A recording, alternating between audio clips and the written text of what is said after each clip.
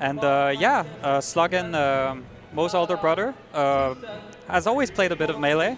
Not as much as Mo, but he used to be a Ganon main, and then he became a Falco main. And then eventually he really found his character, which is Ice Climbers. Makes a lot of sense. And I feel like he finally found a character that truly clicks for him. And he's been improving rapidly in the last 2 years. Are there Danish power rankings? I mean, Mo is still #1 as usual. But as of late, we've seen Flippy finally reach #2 on the power rankings after it being me for many years. Yeah. But Sluggan has been rapidly rising, borderline the top 10 player now in Denmark. And the great thing about him playing Ice Climbers as well is that Mo also happens to have a very good Ice Climbers himself. So Mo has been able to teach him a lot of tricks as well, and like technical stuff that he's really good at. Also shoutouts to Miles Barkley, of course, one of Mo's best friends, who also happens to be an Ice Climbers player, originally from Berlin, then moved to the US for many, many years in his youth, and then he came back to Berlin, and now he lives, I think, for 1 or 2 years in Copenhagen as well, right? So yeah, the Ice Climbers are strong in Denmark. Traditionally a strong Ice Climbers country as well, because you had Tomber, we had right? Tomber for many, many years. Tomber recently less active because he recently got a child. Oh, congratulations, Tomber. If you're watching this, congratulations. Absolutely. Shoutouts to Tomber. But yeah, Sluggan with a good start. The first stock was an SD on Godkatta's part. But what can you tell me more about Godkatta? He plays a lot online, but is he from a specific scene in Norway? I have actually no idea. I only know, like, the scene I know him from is unranked. So that is his region in my head, right? The unranked scene. I never knew that he was from Norway. I just saw it for the first time. Never knew what he looked like, but I know that he is definitely a grinder in unranked. Because, or maybe sometimes you have these people that you meet all the time and other people never meet them. So for me, that's Godkatta, for example. Yeah, exactly. And it's always fun to play with them. It's very nice that he's here. Yeah, for sure. Just like Lasse also. We saw him in Wave 1, Wave A. He is, he's also a very much an online grinder. He's from Norway as well. Yeah. And I think I've never seen him in person. I think he was here last year, but I didn't realize. So yeah, these Norwegian players, I heard yesterday actually. I played versus a Dr. Mario player and the... Oh my god, the Nana! Nana's... she survived. She won't survive this. I mean, the combo started at 0%, and usually if you start a combo at 0% on Nana, it's probably not going to kill.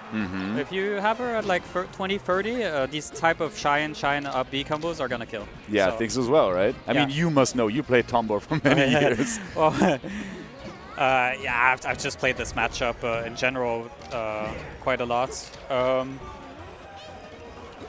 Now this is not looking good for Sluggan at the moment. Really good comeback by Godkatta. He was down 2 stocks. Yeah, 3 unanswered. But are we going to see a 4 stock here? Nope. Yeah. Okay. Nice scramble by Sluggan there. But yeah, Sluggan is moving around nicely in neutral. I feel like sometimes, and this is a feeling that I have with many Ice Climbers that are not on the top level, right? Yeah. I sometimes get the feeling that the Ice Climbers, they move around and they don't quite know why. Yeah. So if you want to... Oh, that's an unfortunate ending to that game. Okay, Godkatta with a very impressive comeback here in game 1. It's best of 5, so don't worry. Yeah, exactly. Sluggan is still in this, and Mo is still sitting there cheering for him. See? He's cheering. So yeah, one thing with the Ice Climbers, I feel like if you want to stay ambiguous and neutral in order to, you know, make your opponent second guess the place where you're going to be when they try to approach you, you as the player who is trying to do that has to know where you're going to be. And I feel like sometimes with these mid-level or like lower level Ice Climbers, I would say Sluggan mid-level for sure here at least. He just sometimes doesn't quite know where he's going to end up, right? And then he loses his Nana maybe, or like a desyncs or whatever, unfortunately. And I mean, it ties to one of Ice Climber's main weaknesses, is that it's a character that relies heavily on lunges. Every wave dash is quite a big commitment. It is a long wave dash, but every time you wave dash, you can get hit during it for 10 frames. Yeah, true. So if you don't precisely control your wave dash, you might just run into one of Falco's big moves, and that might lead to your Nana getting killed, getting, you know, the Ice Climber separated. But yeah, a very strong start from Godkatta. It seems like Godkatta, even though he SD'd the first game and lost a second stock in the first game, he just got a very good feel for what Sluggan is trying to do.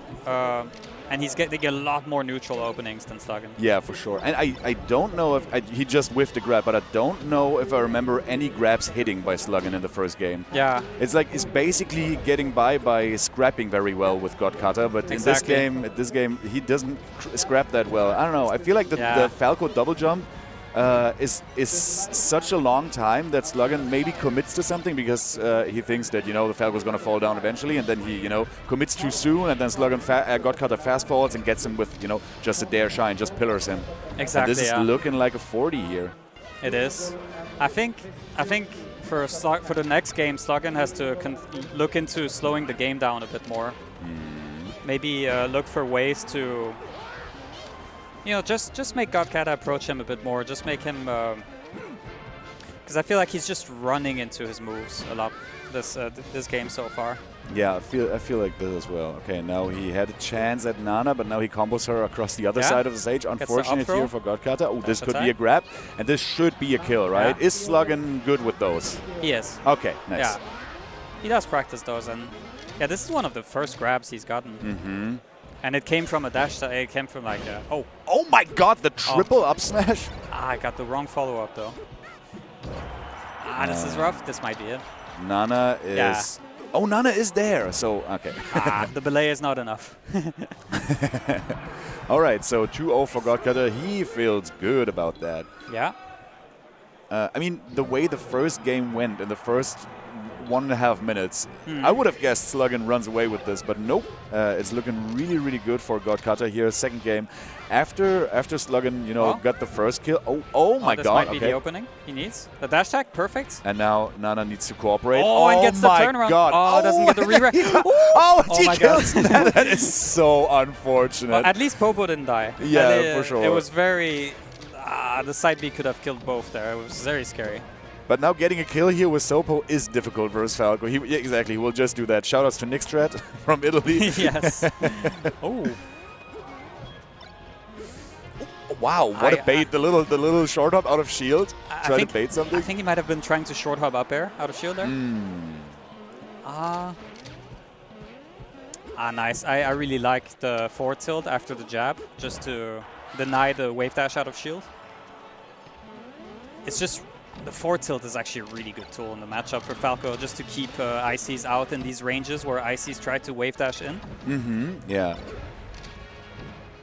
Also, one thing I feel like the wave dash locks you out of action for 10 frames, right? But for the Ice Climbers, it's a little different. It locks both of them out for 10 frames, which means it is a 16-frame disparity actually. Yeah, because for Nana, yeah, exactly.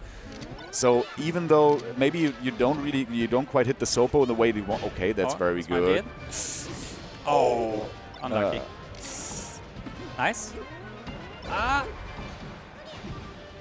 He's getting the right combos, but you were saying though? Yeah, I was saying the way this works when he does the F tilt. Maybe he doesn't hit Sopo the way he wants, but Nana still is up for being hit by the same move, and then maybe a strong one. So they're disconnected from each other, and then he can focus on either of them.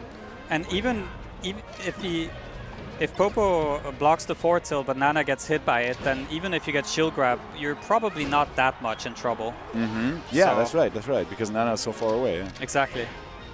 Okay, but yeah, Sluggan, this is his last lease at life here. He only has this stock left before he... And smart decision, yeah, exactly. Wow, gets the Nana kill. Okay. Get Popo high up in the air so you can deal with Nana easily, and that down tilt should be it. And that's it, Godkatta with a 3-0. Now, was that according to seeding, or was it the other way around? Because I assume they're 2 and 3. I would assume Godkatta was